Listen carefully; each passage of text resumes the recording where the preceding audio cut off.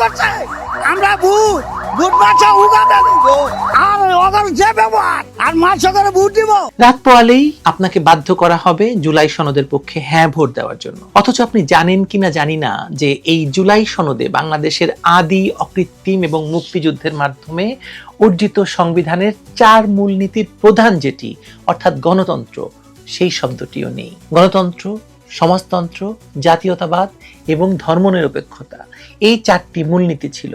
ধর্মনিরপেক্ষতা বাদ গেছে আগেই, জাতীয়তাকে বাংলাদেশী করা হচ্ছে, তারপরে সমাজতন্ত্রকে বাদ দেওয়া হয়েছে, এবার জুলাই সনদে গণতন্ত্র শব্দটিও বাদ গেছে। বাকিগুলো বাদ দেওয়ার না হয় তাদের কোনো না কোনো রাজনৈতিক কারণ থাকতে পারে বা আদর্শিক কারণ থাকতে পারে, কিন্তু সংবিধানের হৃৎপিণ্ড থেকে গণতন্ত্র শব্দটি তুলে দেওয়ার নেপথ্য কারণ আসলে কি?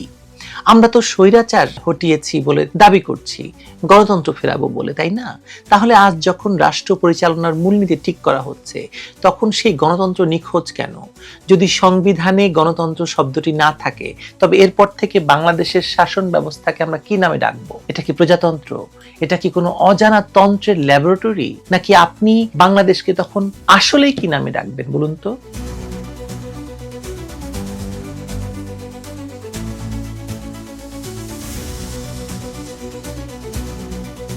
দীর্ঘ 14 মাস ধরে নানা তর্ক বিতর্ক আর লাঞ্চ ডিনারের পর যে জুলাই সনদ তৈরি হলো তাকে মাত্র 4টি সহজ প্রশ্নে মুড়িয়ে আপনার সামনে এমন ভাবে পেশ করা হচ্ছে যেন এটি একটি মামুলি সম্মতিসূচক স্বাক্ষর, অথচ এর ভেতরে লুকিয়ে আছে 84টি ধারা যা দেশের খোল নলচে বদলে দিতে যাচ্ছে।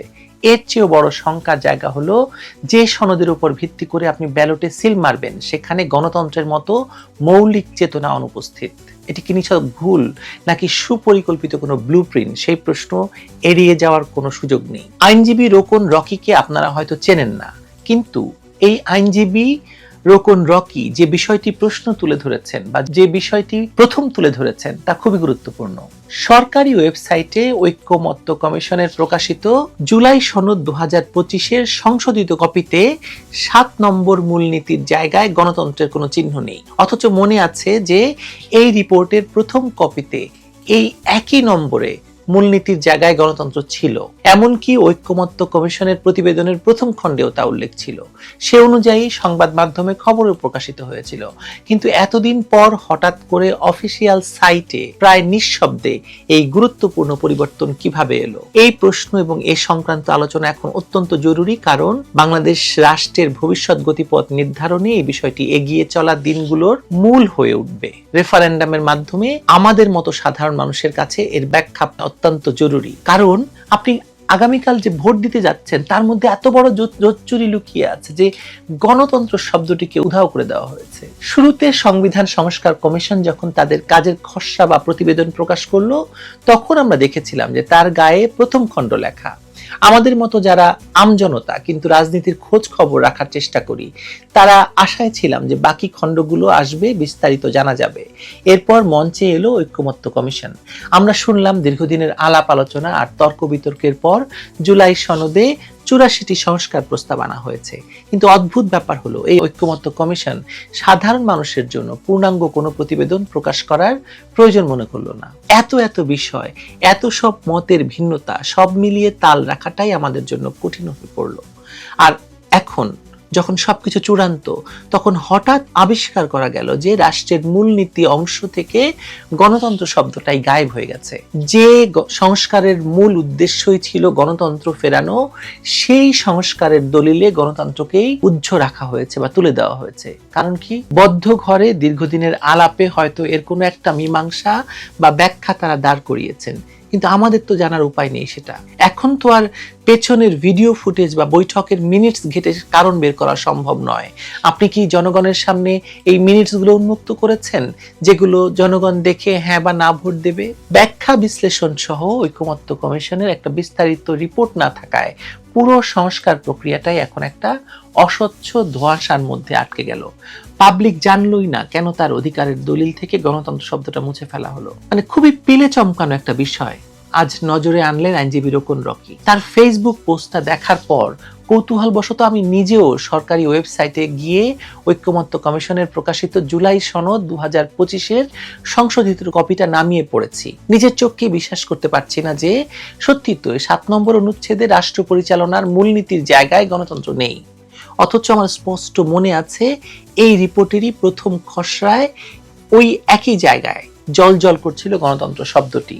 এমনকি ঐক্যমত্য কমিশনের প্রতিবেদনের প্রথম খণ্ডেও তা বহাল ছিল, যা নিয়ে পত্রপত্রিকায় নিউজ হয়েছে। তাহলে এই কয়েকদিনের ব্যবধানে অনেকটা নীরবে অফিসিয়াল সাইটের দলিলে এমন ভুতুড়ে পরিবর্তন কিভাবে ঘটলো? এটি কোনো টাইপিং মিস্টেক বা করণিক ভুল ভাবার সুযোগ নেই, কারণ এই সনদকে কেন্দ্র করেই জাতি তার ভবিষ্যৎ গতিপথ ঠিক করতে যাচ্ছে। অফিসিয়াল কপিতে এখন মূলনীতি হিসেবে লেখা হয়েছে সাম্য, মানবিক মর্যাদা, সামাজিক ন্যায় বিচার এবং ধর্মীয় স্বাধীনতা এবং সম্প্রীতি। গণতন্ত্র কোথায়? বলা হচ্ছে 24টি রাজনৈতিক দল এবং জোট এতে সম্মতি দিয়েছে, কিন্তু খেয়াল করার মতো বিষয় হচ্ছে গণফোরাম, জেএসডি, সিপিবি সহ 6টি দল নোট অফ ডিসেন্ট বা ভিন্ন মত দিয়েছে। তারা পুরনো মূলনীতি অর্থাৎ যেখানে গণতন্ত্র ছিল সেটাই রাখার পক্ষে।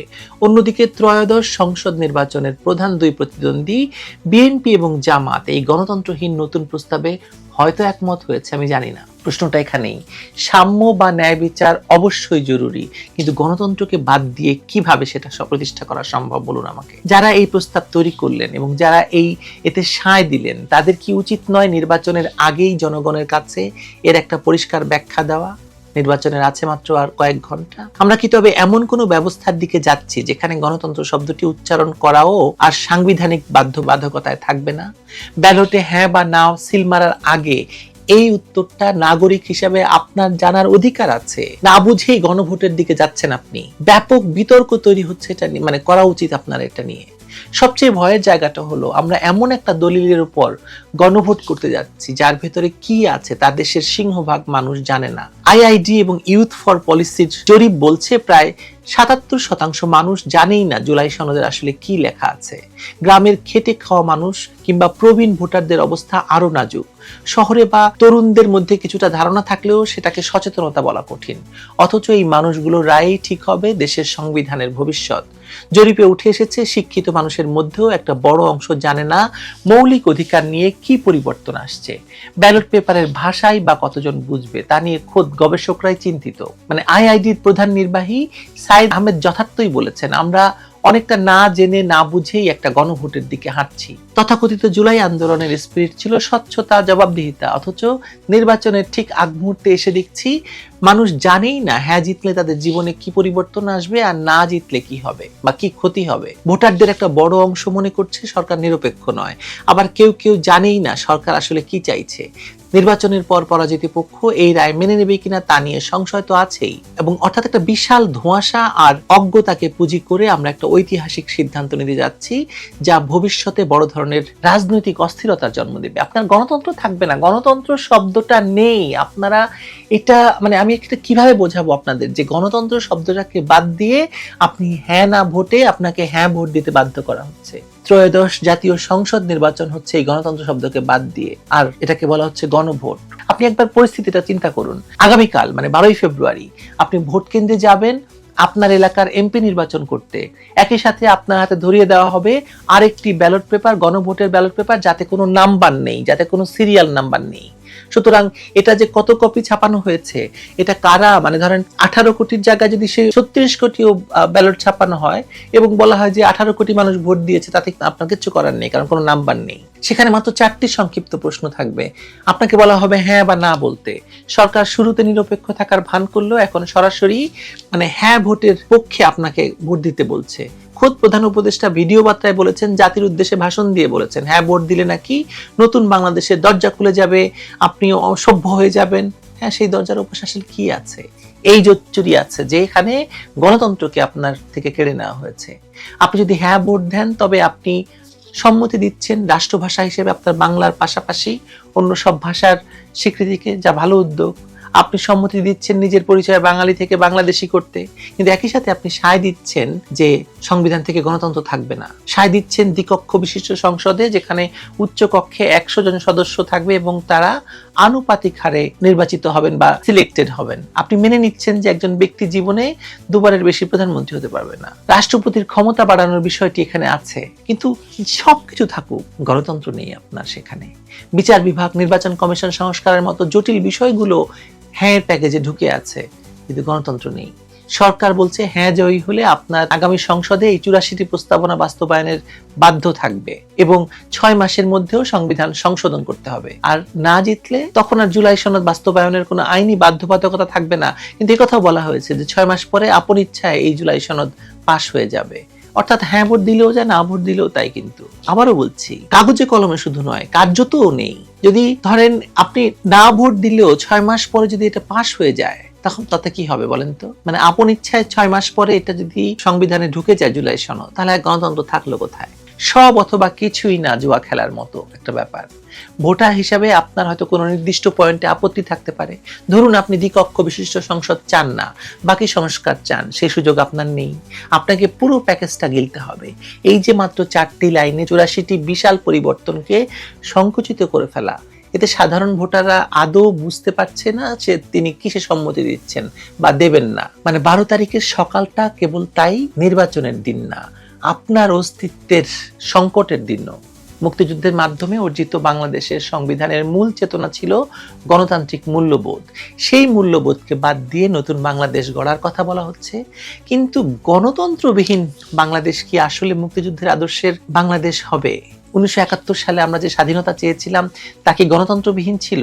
এই প্রশ্নগুলোর উত্তর না পেয়ে অন্ধকার থেকে জুলাই সনদকে হ্যাঁ বলা মানে নিজের ভবিষ্যৎকে, বাংলাদেশকে অনিশ্চয়তার হাতে তুলে দেওয়া। গণতন্ত্র ছাড়া যে বাংলাদেশ, সেই বাংলাদেশে জনগণের কণ্ঠস্বর কতটুকু শোনা যাবে? এখন যতটুকু গণতন্ত্র আছে তাতেও তো আপনি কথা বলতে পারছেন, এরপরে তো থাকবে না।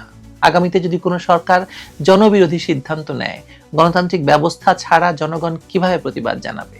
আর সবচেয়ে বড় কথা, বাংলাদেশের পরিচয়টা কি হবে? Islamic Republic of Bangladesh? গণপ্রজাতন্ত্রী বাংলাদেশ ছিল, গণতন্ত্র বাদ দিলেন, প্রজাতান্ত্রিক বাংলাদেশ তাও তো থাকছে না।